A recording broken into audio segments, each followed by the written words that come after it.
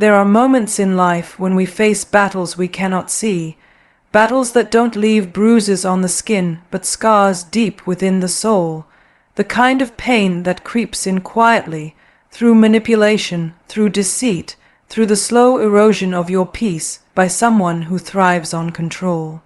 These are not just emotional wounds. They are spiritual and physical poisons that eat away at the very core of who we are. So many walk through life wondering why they feel exhausted, anxious, or sick in spirit, not realizing that they've been breathing in the toxic air of narcissism. A narcissist doesn't just crave admiration. They demand your energy, your identity, your health. They twist love into confusion and turn kindness into a weapon. And before you know it, you're questioning your worth, your sanity, and even your purpose. But the truth is this: no one was created to live in chains of emotional slavery. You were made for light, for peace, for freedom. The moment you begin to recognize the signs, the manipulation, the gaslighting, the subtle control, you begin to reclaim your power. The healing begins not when they change, but when you decide to see the truth and walk away from what is destroying you. Because this is not just about surviving, it's about awakening. Awakening to the reality that your health, your joy, and your peace matter. That your body speaks what your heart feels. And when you choose healing over hurt, when you choose clarity over chaos, something divine begins to happen. You start to rise, you start to heal, you start to live again. There's a kind of poison that doesn't come in a bottle, doesn't leave a mark, doesn't make a sound, but it seeps into your life slowly, drop by drop. It's the poison of narcissistic energy. You don't see it at first, because it disguises itself as charm, confidence, maybe even love. But over time, it begins to corrode everything inside you. Your joy starts to fade. Your mind starts to second guess itself. You wake up every day walking on eggshells, trying to please someone who was never going to be pleased in the first place. That kind of energy drains you. It feeds on your kindness, your empathy, your light. It convinces you that you are the problem, that you must work harder to earn peace, when peace was never theirs to give. And that's where the infection begins, not in your body, but in your thoughts. You start believing the lies. You start silencing your own voice. You shrink to fit inside someone else's version of who you're supposed to be. But the body is a messenger. It speaks through tension, through exhaustion, through sleepless nights and pounding hearts. It's trying to tell you that the energy around you is toxic. Your spirit knows when it's being suffocated. Your body keeps score when your heart has been silenced. And if you don't listen, the poison spreads. It shows up as anxiety, illness, and a deep weariness that no amount of rest can fix. The good news is, the cure begins the moment you open your eyes. The moment you stop letting that poison define your worth. Healing starts with awareness. It starts when you stop explaining your pain to people who profit from your confusion. It starts when you take back your energy, piece by piece, breath by breath. You begin to understand that their chaos is not your calling, and their darkness cannot drown your light. When you step away from that energy, when you choose to breathe again, something powerful happens inside you. The fog begins to lift. The color returns to your life. You remember that you are not meant to be drained. You are meant to shine. You are not meant to live in survival. You are meant to rise, to heal, to thrive, to live in truth and strength again. There comes a moment when you have to stop pretending that the storm around you is normal. That the chaos, the confusion, the emotional roller coaster are just part of love or loyalty. Because the truth is, what you've been caught in is not love, it's control.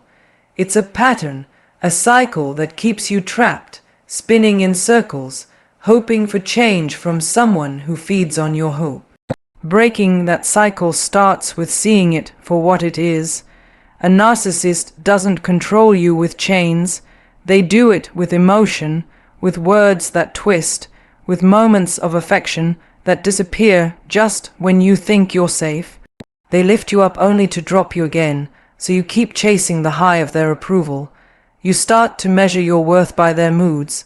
You apologize for things you never did. You explain yourself just to be heard. But no matter what you do, it's never enough, because the goal isn't peace, it's power. And that's how the cycle survives. You give, they take. You love, they drain. You forgive, they repeat. It becomes a rhythm of pain disguised as passion. But once your eyes open, once you start recognizing the pattern, you begin to break it. You begin to see that you can't fix someone who benefits from keeping you broken. You can't heal in the same place that made you sick. Breaking the cycle isn't easy, but it's holy work. It takes courage to stand up and say, no more. It takes strength to walk away without closure, to rebuild yourself without their validation. You start setting boundaries, not because you're cold, but because you finally respect your peace more than their chaos. And that's when the healing begins. When you refuse to play their game, their control loses power. When you stop explaining your worth, their silence no longer stings. You start to feel something you haven't felt in a long time. Freedom, the kind that comes when you choose yourself, not out of selfishness, but out of survival. Because breaking the cycle isn't just about ending a relationship. It's about ending the war inside you. It's about choosing light over manipulation, truth over confusion, self-respect over fear. And when you do that, when you finally walk away, you don't just survive, you rise, you reclaim, you begin again. The body is honest when the mind tries to hide. It remembers every wound, every betrayal, every moment you swallowed your truth to keep someone else comfortable. It carries the weight of the words you never said, the tears you never cried, the pain you tried to pray away but never released. When the heart is hurt long enough, the body begins to speak in its own language. It trembles, it tightens, it aches. That's not weakness. It's your soul crying out for freedom. You see, emotional pain doesn't disappear when you ignore it. It finds a home inside you. It shows up as tension in your shoulders, knots in your stomach, headaches that never seem to end, fatigue that no doctor can explain. Every time you suppress your feelings to keep the peace, your body absorbs that silence. Every time you walk on eggshells to avoid conflict, your nerves remember, and over time, your body becomes the battlefield where your mind and heart are at war. The connection between emotional trauma and physical illness is real. Living in constant fear, stress, or anxiety floods your body with chemicals meant for survival, not for living.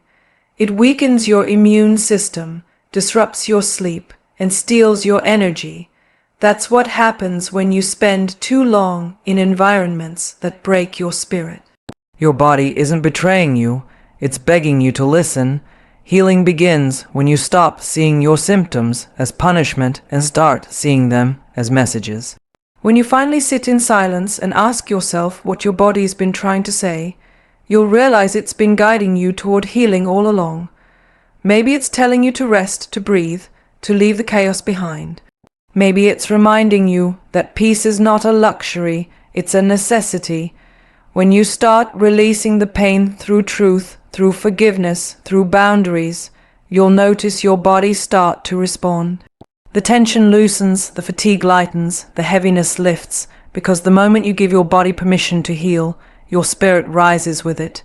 You are not weak for feeling what you feel, you are human. And when you finally honor your body as the keeper of your truth, when you treat it with compassion and listen to its wisdom, you'll find that the same body that carried your pain is strong enough to carry your healing too. There comes a time when you get tired of living in someone else's shadow. A time when you realize that the person who once claimed to love you was really feeding on your light. Narcissists don't want love. They want control. They want to drain you until you forget who you are. And for a while you may have believed their lies. You may have thought you needed their approval to feel whole. but there's something inside you that refuses to die. That's the part of you they can't touch. Your power. Reclaiming your power doesn't happen overnight. It begins in the quiet moments when you finally stop chasing their validation and start listening to your own voice. You start to remember the person you were before the manipulation, before the gaslighting, before you were taught to doubt your own worth. That's where healing begins, not in revenge, but in remembrance. Remembering your strength, remembering your truth, remembering that you were enough before they ever entered your life. Healing beyond their shadow means learning to walk in your own light again. It means understanding that their opinion of you was never your identity. It means forgiving yourself for not seeing the red flags sooner, because survival isn't weakness. It's proof of your resilience. You begin to rebuild piece by piece, decision by decision, day by day. And every boundary you set, every time you say no to toxicity, every time you choose peace over chaos, you rise a little higher. There will be days when the memories sting, when the scars still ache, but that's part of the process. You're not who you were before the storm. You're stronger, wiser, more grounded in your worth. You've learned that love without respect is not love at all. You've learned that silence can be power, that walking away can be victory, and that peace is the loudest statement you'll ever make. Reclaiming your power is not about proving anything to them. It's about remembering who you are without their distortion. It's about living with purpose, with joy, with freedom. It's about realizing that you are the author of your story, not the victim of theirs. When you step out of their shadow and into your truth, you don't just heal. You shine so bright that darkness has no place left to hide. Pain has a way of humbling you. It breaks you down, strips away everything false, and leaves you standing face to face with who you really are. When you've walked through the fire of narcissistic abuse, when you've been drained, belittled, and broken, you learn something powerful. You learn that pain can either imprison you or shape you. It can bury you or it can build you. Rising stronger begins the moment you decide that what was meant to destroy you will not define you. Every scar tells a story of survival. Every tear is proof that you felt deeply, that you loved fully, that you refused to become cold in a world that tried to harden you. When you've been through the kind of manipulation that attacks your mind and spirit, it's easy to lose faith in yourself. But strength isn't born from comfort, it's forged in the fire. It's built in the moments when you kept going, even when your heart was tired. Turning pain into purpose means using what tried to break you as fuel to build something new. It means speaking your truth so others can find theirs. It means transforming the lessons from your suffering into wisdom that lights another person's path. You stop asking why this happened to you and start seeing how it's happening for you. How every loss, every heartbreak, every betrayal was preparing you to rise higher, to see clearer, to love deeper. Freedom isn't just walking away from the person who hurt you. It's walking into the life that was waiting for you all along. It's finding joy in your own company, peace in your own silence, power in your own truth. It's realizing that healing doesn't erase the past, but it redefines it. The pain no longer controls you, it refines you. When you rise stronger, you carry a new kind of power, not the kind that dominates others, but the kind that radiates from within. A quiet strength that says, I've been through the dark, and I still choose the light. You understand that your pain was never wasted. It was the soil where your purpose began to grow. And now, with every breath, every step, every act of courage, you're not just surviving. You're living free in the end. Healing from narcissistic abuse is not about forgetting what happened. It's about transforming it. It's about standing taller because you've learned to rise from the wreckage. The pain that once silenced you has now become your strength, your wisdom, your guide.